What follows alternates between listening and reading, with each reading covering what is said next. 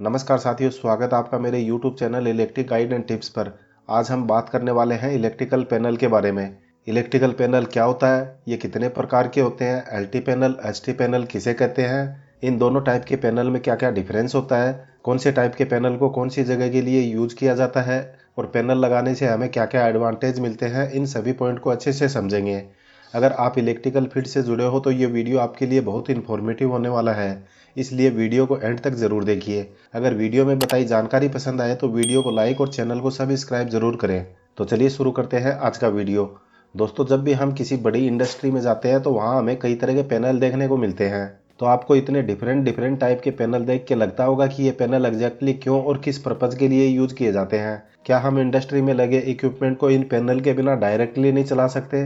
तो दोस्तों, अगर मैं आपको आसान शब्दों में कहूँ तो इंडस्ट्री में जो इलेक्ट्रिसिटी सप्लाई आती है उसे हम डायरेक्टली इक्विपमेंट को नहीं देते हैं। हम इस इलेक्ट्रिसिटी को इलेक्ट्रिकल पैनल के थ्रू होते हुए लोड से कनेक्ट करते हैं, क्योंकि लोड को इलेक्ट्रिसिटी देने से पहले हम इलेक्ट्रिसिटी को पैनल के थ्रू मॉनिटरिंग करके चेक करते हैं कि हमारी इलेक्ट्रिसिटी में वोल्टेज कितना आ रहा है और हमारा लोड कितना करंट कंज्यूम कर रहा है, हमारा जो लोड है उसका पावर फैक्टर कितना है। और साथ ही साथ पैनल के थ्रू हम अपने इलेक्ट्रिकल सिस्टम को प्रोटेक्शन प्रोवाइड करवाने का काम भी करते हैं, जैसे कि सप्लाई में किसी भी प्रकार का फॉल्ट हो, ओवर करंट हो या फिर फेस फेलियर की कंडीशन आए तो हमारा सर्किट अपने आप ट्रिप हो जाए, या और वोल्टेज की कंडीशन में इलेक्ट्रिसिटी हमारे लोड तक जाने से पहले सर्किट ब्रेकर अपने आप ऑफ हो जाए। इसी तरह और भी काफ़ी सारे इक्विपमेंट प्रोटेक्शन हम सिर्फ पैनल के थ्रू ही कर सकते हैं। इसलिए हम इंडस्ट्री में इलेक्ट्रिकल सिस्टम को सही और सुचारू रूप से चलाने के लिए पैनल का यूज करते हैं।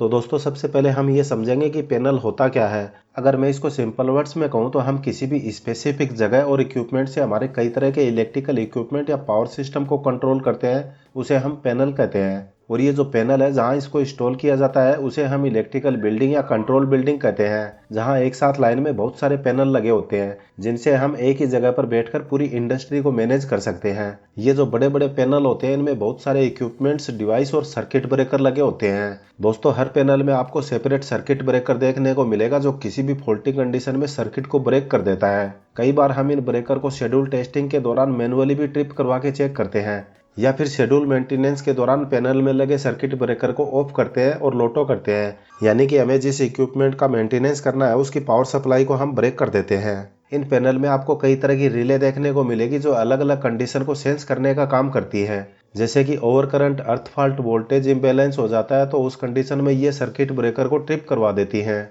इसके अलावा भी पैनल में काफ़ी सारी मॉनिटरिंग डिवाइस लगी होती हैं, जैसे कि digital volt meter, digital ampere meter, multifunction meter. इसके अलावा आपको पैनल में कई तरह की इंडिकेटर लाइट देखने को मिलेंगी जो कई तरह के सिग्नल में हमें जानकारी देती हैं, जैसे कि सर्किट ऑन कंडीशन में है तो हमें ग्रीन लाइट देखने को मिलेगी, अगर ऑफ कंडीशन में है तो हमें रेड लाइट देखने को मिलेगी। इसके अलावा बहुत सारी डिवाइस को यूज करके हम इस पैनल को कंप्यूटर पर बैठे बैठे भी ऑपरेट करवा सकते हैं। अगर हम पैनल के टाइप्स के बारे में बात करें तो इंडस्ट्री में हम जिन पैनल को यूज करते हैं वो मेनली दो टाइप के होते हैं। First is HT panel and second is LT panel.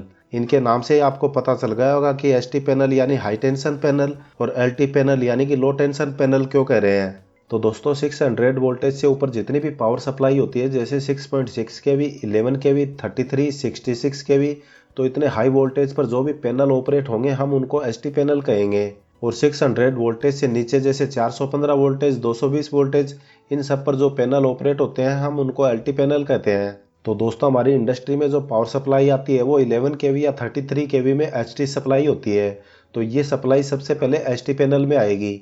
जैसा कि मैंने पहले आपको बताया कि हर पैनल में सर्किट ब्रेकर यूज करते हैं, तो HT पैनल में जनरली VCB सर्किट ब्रेकर और SF6 सर्किट ब्रेकर यूज में लिया जाता है।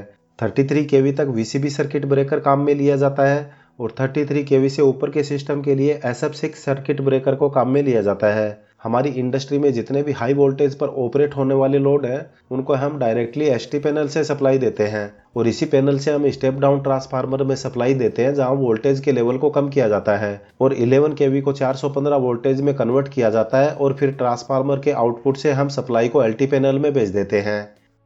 दोस्तों, LT पैनल को हम PCC पैनल भी कह सकते हैं। PCC का मतलब है पावर कंट्रोल सेंटर।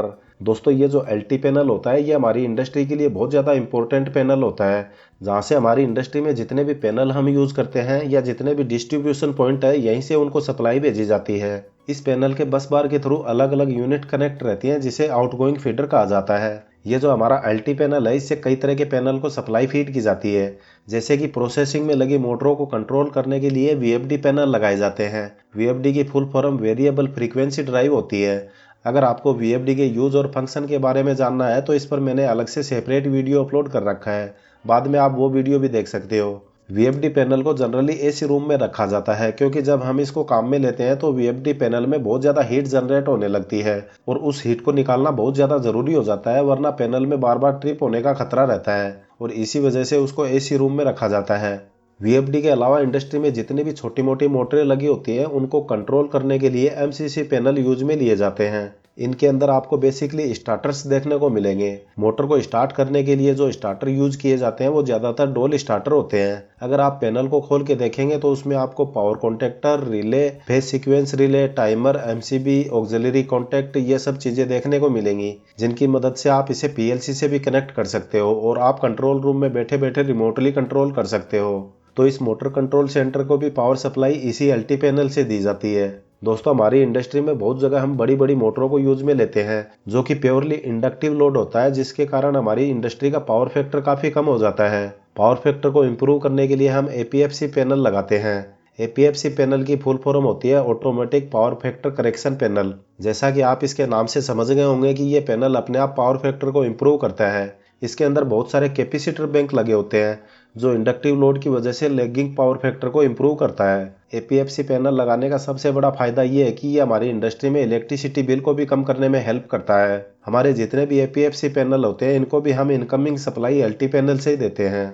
इसके अलावा इंडस्ट्री में आपको बहुत सारे लाइटिंग पैनल भी देखने को मिलेंगे जो हमारी इंडस्ट्री में फील्ड एरिया में लाइटिंग प्रोवाइड करने के पर्पज से लगाए जाते हैं, जिनको एलडीबी यानी लाइटिंग डिस्ट्रीब्यूशन बोर्ड कहते हैं। इसके अलावा आपको जगह जगह कुछ और भी एलटी पैनल देखने को मिलेंगे जो मेंटेनेंस के दौरान टेम्पररी पावर सप्लाई के लिए यूज किए जाते हैं। इन पैनल में एमसीबी, आरसीसीबी, एमसीसीबी या फिर रोड लाइट के लिए टाइमर लगाए जाते हैं। इस तरह के सभी आउटडोर पैनल को पावर सप्लाई एलटी पैनल से ही दी जाती है।